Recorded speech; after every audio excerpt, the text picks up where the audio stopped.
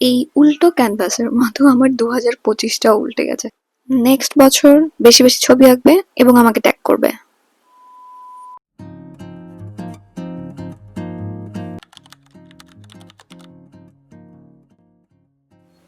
High, I am Mitu.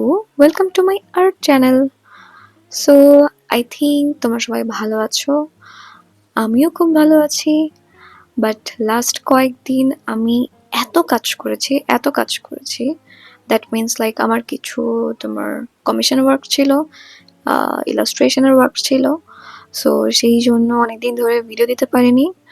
So এখন আমি চেষ্টা করব উইকলি ভিডিও দেওয়ার। যাই হোক, তো আজকে আমি তোমাদের সাথে শেয়ার করব আমার এই নিউ ক্যানভাস পেইন্টিংটা, আর কেন আমি এই বেঙ্গলি কার্টুন ক্যারেক্টার্সগুলো সিলেক্ট করেছি সেটাও বলবো। ছোটবেলা থেকে আমি কার্টুন দেখতে খুবই পছন্দ করতাম, অনেস্টলি খুবই পছন্দ করতাম।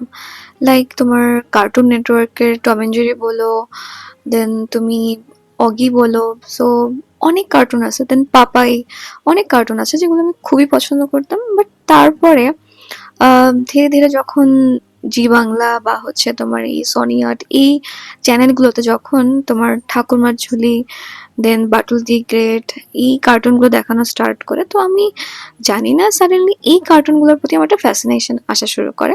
সেটার সর্বমূল কারণ হচ্ছে তোমার সত্যজিৎ রায়। সো যখন আমি ওনার ভিডিওগ্রাফি বলো বা হচ্ছে তার আঁকার স্টাইল বলো, ওগুলো যখন দেখা স্টার্ট করি তখন থেকে বুঝতে পারি যে আসলে বাঙালি হয়ে লাইক আমি কতটা গর্বিত আমি বুঝাতে পারবো না। লাইক ওই সময়ে ওনাদের যে কাজ, ওনাদের যে চিন্তা ভাবনা, একটা ক্যারেক্টার কিভাবে হবে, একটা ক্যারেক্টার কিভাবে ড্র করতে হবে, সেটার তোমার গেস্টার পশ্চার কিভাবে হবে, তো ওই সময় তাদের ধারণা এতটা সুন্দর কিভাবে ছিল। সো কথা কন্টিনিউ করার আগে আমি একটা ফান ফ্যাক্ট বলি। এই যে তোমরা দেখতে পাচ্ছ, অবভিয়াসলি তোমার গেসও করতে পারছো আই থিঙ্ক। সো এটা হচ্ছে দুটো স্কচ টেপ মিলিয়ে আমি হচ্ছে একটা স্ট্যান্ডের মতো বানাই, যে আমি এটার ভিতরে হচ্ছে তোমার ফোনটা রেখে সামটাইমস আমি জুম শুট করতে পারবো। সো অনেক সময় হয় কি, যদি আমি কোনো ক্যামেরা স্ট্যান্ড ইউজ করি বা ফোন স্ট্যান্ড ইউজ করি, তো সবসময় না জুম শুট নেওয়া যায় না, মানে ইটস কাইন্ড অফ ডিফিকাল্ট। তো তখন আমার মাথায় বুদ্ধি এসেছিল যে আমি কিভাবে আমার, যখন আমি টেবিলে ড্র করব, কিভাবে একটু আমি মানে জুম শুটগুলো ভালো মতো নিতে পারি। So this is my way. As a Bengali আমি খুবই পছন্দ করি Bengal culture.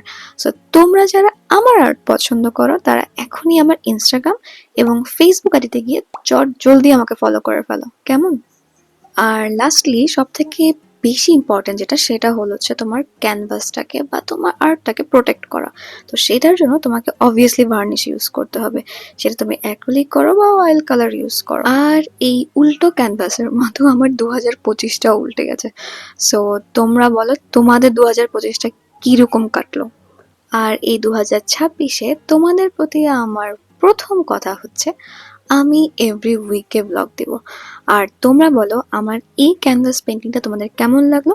R please please তোমরা এই পেন্টিংটা রিক্রিয়েট করো এবং করে আমাকে ইনস্টাগ্রামে অবশ্যই ট্যাগ করবে। এই সব ক্যারেক্টারগুলির মধ্যে তোমার কোনটা সব থেকে বেশি পছন্দ সেটা আমাকে অবশ্যই জানাবে, আর বেশি বেশি ছবি আঁকবে, কেমন? আর নাও বাই।